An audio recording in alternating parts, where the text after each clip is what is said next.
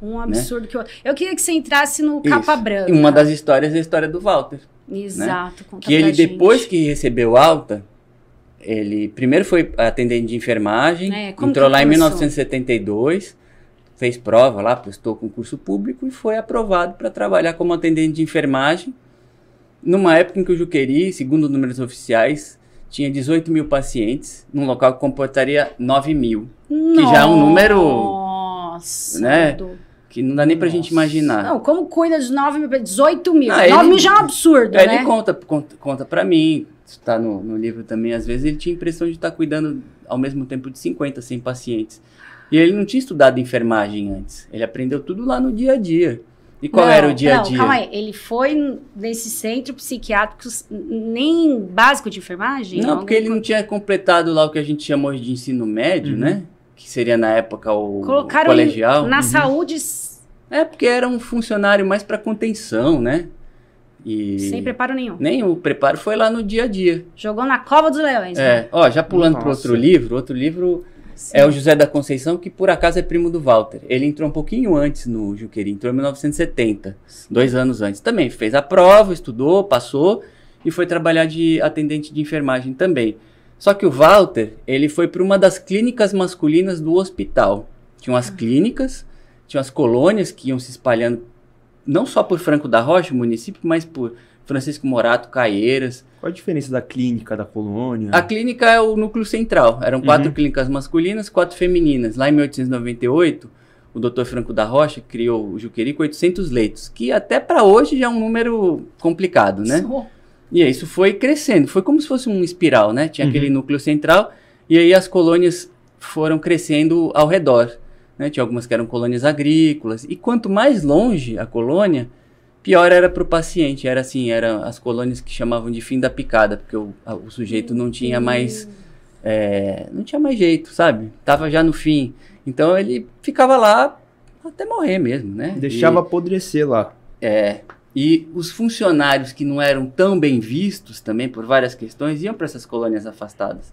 E era difícil chegar lá, né? Imagina, você mora em Franco da Rocha, aí tem que ir até Jundiaí, falando nos anos 70, Sim. estrada de terra, transporte precário, etc.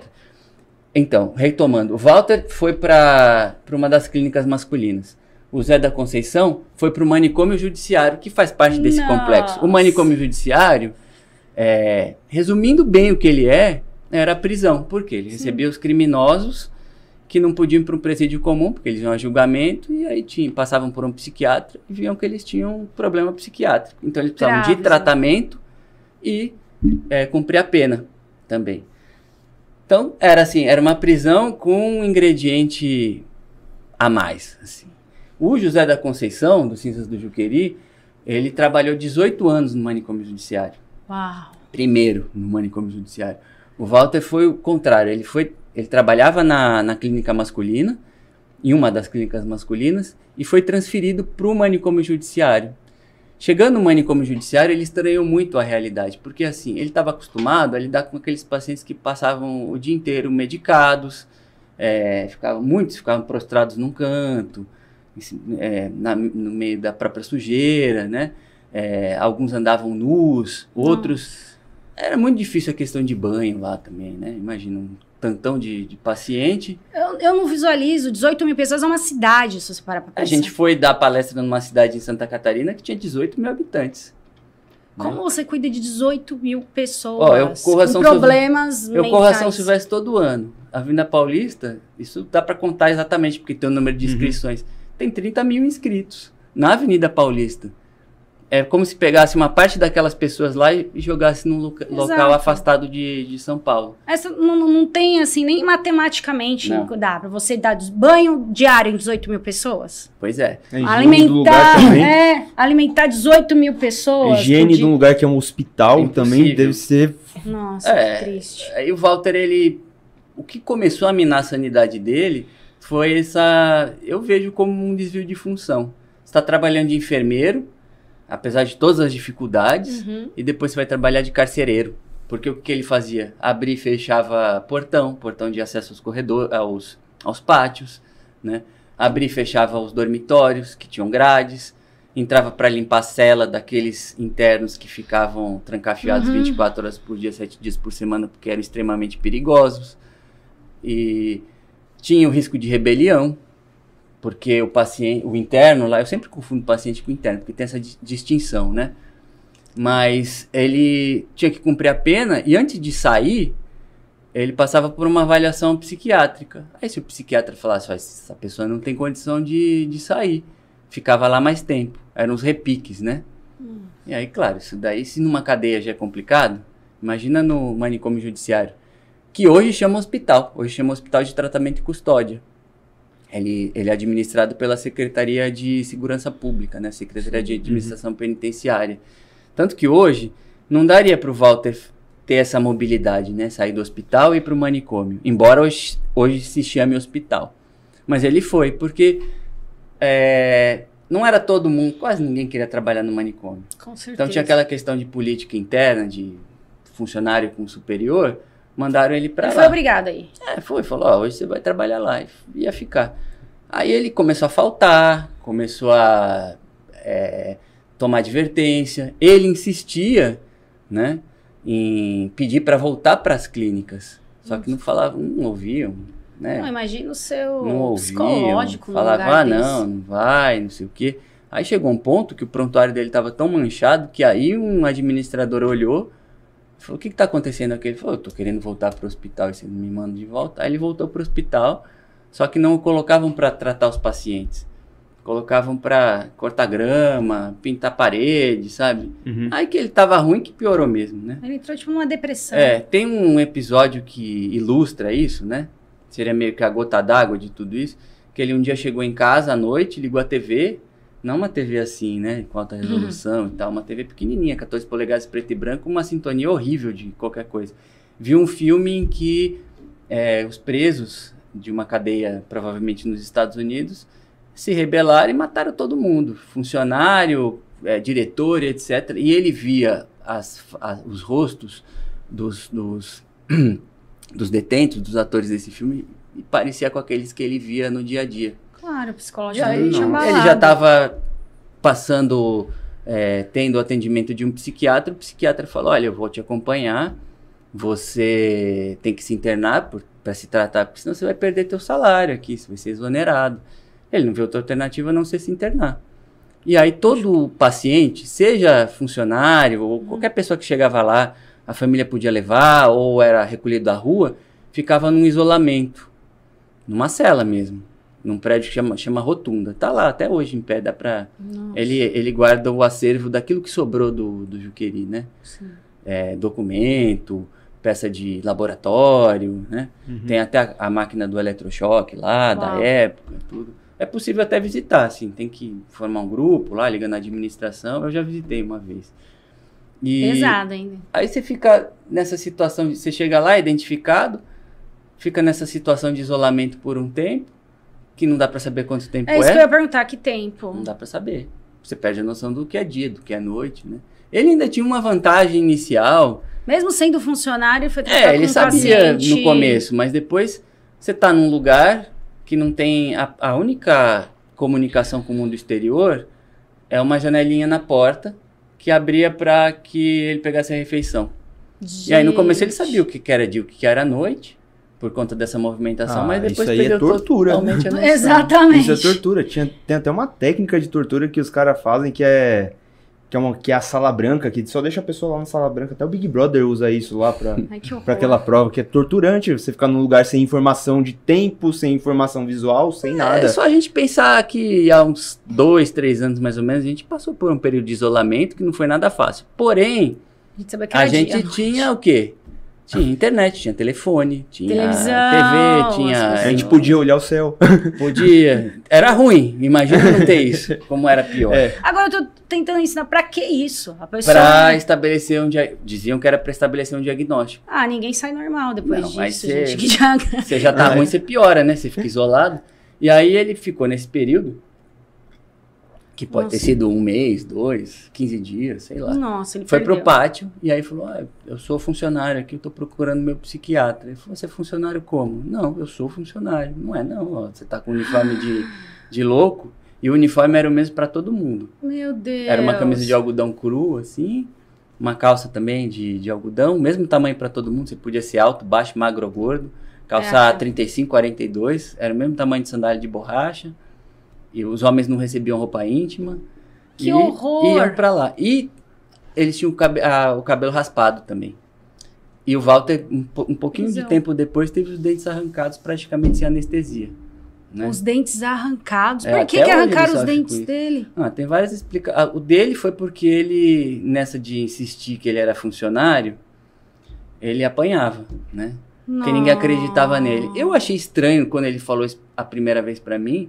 Como ninguém te reconhecia? Esse era o lugar onde você trabalhava, aí você imagina. O psiquiatra que colocou ele lá. Então, o psiquiatra, quando ele saiu do isolamento, o Walter descobriu que ele tava de férias e voltava um mês depois. Então ele ficou totalmente desassistido. Tudo bem, sair de férias, olha, tem um paciente aqui que é ex-funcionário. Se tinha pouco funcionário para lidar com o psiquiatra era menos ainda, e eles não se misturavam com os pacientes. Eles ficavam nos escritórios. Então o psiquiatra nem imaginava o que acontecia lá. Tem uma cena, não sei se vocês já viram aquele filme Bicho de Sete Cabeças, sabe? Sei. Ele é baseado, na verdade, num livro de um paranaense que chama Austregésilo Lucarrano, já morreu. Uhum. E aí fizeram o filme, o livro chama Canto dos Malditos. Infelizmente está esgotado, mas dá para achar em sebo. O filme chama Bicho de Sete Cabeças. Sim, e parte do filme foi rodado no Juqueri, como cenário, né? A história não se passa no Juqueri, é toda no Paraná, mas usaram lá como cenário porque foi também antes do incêndio de 2005 e tal. E aí tem uma cena de um psiquiatra que está lá no alto do escritório dele e tal, e ele ficou observando os pacientes no pátio, e aí ele mistura um medicamento com um uísque, eu acho. E fica lá, viajandão lá vendo os pacientes. Nossa. Então os psiquiatras não se misturavam, né? Tinha até isso no ambiente hospitalar, né? Que psiquiatra não falava com enfermeiro. Hoje que mudou um pouco. Até nessa questão de saúde mental, a gente visita a CAPS, e aí vê que o enfermeiro conversa com o psiquiatra conversa com o terapeuta ocupacional, é uma coisa bem mais integrada, mas naquela época não. E aí ele ficou nessa, eu sou funcionário, não é, tal. Até que, por acaso, um colega dele, que nem era do mesmo setor, o viu lá com uniforme de paciente, cabeça raspada, e falou assim, sem dente já. Meu Deus. Falou, esse cara aqui é paciente, ele é funcionário, ele não é paciente, coloca ele num lugar melhor. Aí ele foi para uma ala na clínica, onde tinham outros funcionários que estavam se tratando também. Outros funcionários já estavam lá. A maioria, segundo o Walter, era por conta de alcoolismo. Meu Deus. E aí ele disse que naquela época foi o período em que ele mais bebeu bebida alcoólica na vida dele, porque o pessoal que estava em tratamento dava um jeito de contrabandear as garrafas, né? Entrava tudo lá, né? O José da Conceição... Ele desenvolveu alcoolismo dentro de um centro psiquiátrico, ele não, mas ele consumia... Eu não posso falar que ele desenvolveu isso, mas ele consumia bebida alcoólica. Ele bebeu... mas também imagina ficar naquele ambiente lá. Era um jeito sóbrio. De fugir de lá, né? Gente, é tanto absurdo que tá falando. Parece que a gente tá contando... Parece que ele tá contando um filme, né? De um funcionário que foi para um manicômio. Quem sabe um dia os livros não viram filme, né? Não, com certeza. Isso daria um filme em Hollywood, tá? Se vê uma história dessa... já tiveram uns movimentos a favor, mas eles não foram adiante, porque assim, no livro a gente pode falar que arrancaram os dentes do Walter num hospital nos anos 70, o Camburão trazia os pacientes. Só que para você transformar... Livro já é difícil, porque ele é caro, né? Se a gente for ver bem, imprimir, o trabalho todo, mas um filme é muito mais caro, né? Para reconstituir tudo, enfim...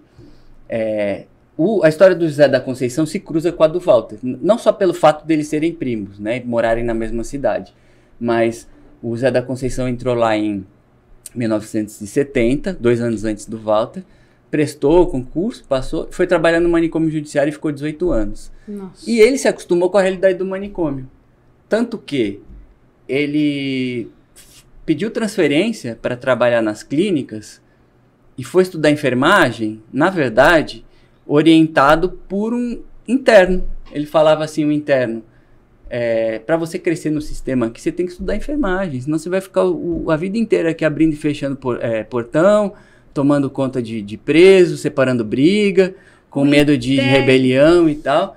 Fora outros episódios, assim, né? Teve uma vez que ele estava cobrindo uma pessoa que faltou, E aí um paciente começou a passar mal. Um interno, na verdade, tá vendo? Sempre confundo. Mas ele tava como paciente. É diferente de interno e paciente. Interno é do manicômio e paciente é do hospital. Só que, se você lê uma história solta, às vezes, você não sabe se é Isso foi um desafio quando eu estava escrevendo o livro com o Walter, porque o livro ele surgiu dos manuscritos dele, inclusive. Vou até mostrar aqui uma parte. Aqui, ó. Isso daqui é a letra do Walter.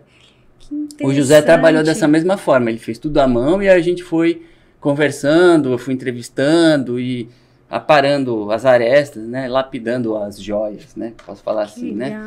E ele tava lá, o José tava cobrindo a falta de um enfermeiro, e aí o paciente começou a passar mal. O interno que virou paciente, né?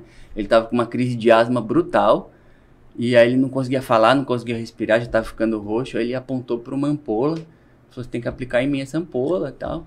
Aí ele, sem saber como funcionava isso, como é que fazia, ele foi lá e aplicou. Aí o questionamento dele era, e se eu tivesse errado? O cara ia morrer. Mas ele viu que levava jeito pra coisa, né? Depois teve um outro episódio em que um interno no pátio do manicômio, essa coisa de cadeia mesmo, pátio, né? O pessoal passava o dia inteiro lá, cortou a própria garganta, assim. Meu Deus, que horror. Ficou aberto aqui tudo. E aí o cara no chão lá, ele me enrolou num lençol e levaram pro pronto-socorro do Juqueri. Aí chegou lá, tava só um médico, o colega dele olhou aquilo aberto, passou mal, também precisou de atendimento, né? E ele ajudou o médico. Nossa. Na hora lá. E aí ele viu que podia trabalhar com isso.